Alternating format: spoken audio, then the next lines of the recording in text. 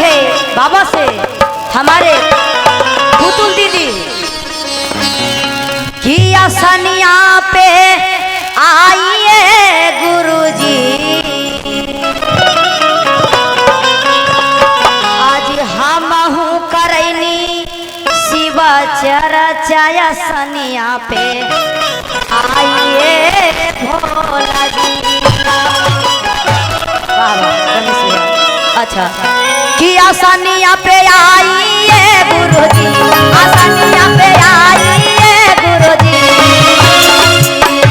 हम बहु करेंगे शिव चर्चा आसनिया पे आइए गुरुजी, हम बहु करेंगे शिव चर्चा आसनिया पे आइए गुरुजी, आसनिया पे आइए गुरुजी, आसनिया पे आइए गुरुजी,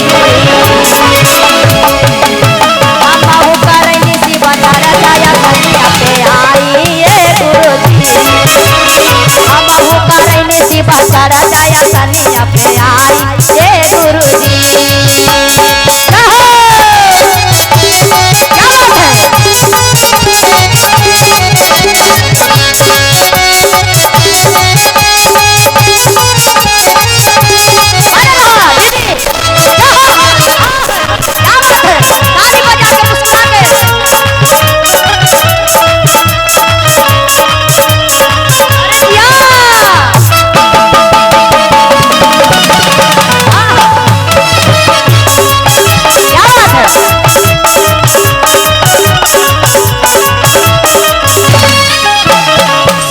सुराही गंगा जल पानी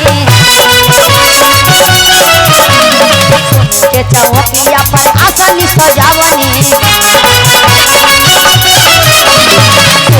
सुराही गंगा जल पानी चौकिया पर आसनी सजावनी, आया सनिया पे आइए गुरुजी, चरण पखारबे गुरुजी,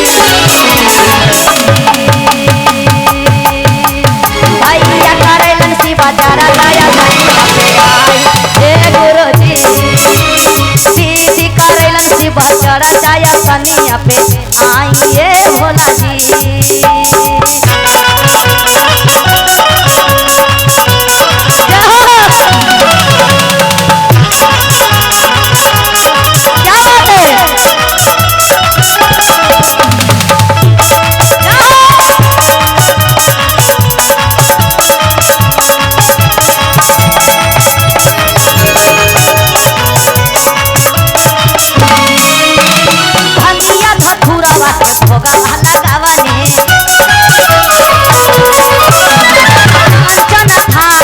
आरती सजावनी भंगिया धथुरवा के भोगवा लगवनी, सहजन थारी में आरती सजावनी, आप भोगवा लगाइए भोला जी, भोगवा लगाइए भोला जी। बोलिए शंकर भगवान की। और ताली बजा के जब शिव के भक्त हैं तो दोनों हाथ उठाएंगे लंबे लंबे कि हम हूँ करैती शिव चर्चा आसनिया पे आइए गुरुजी, हम हूँ करैती शिव चर्चा आसनिया पे आइए गुरुजी, आसनिया पे आइए भोला जी, आसनिया पे आइए गुरुजी,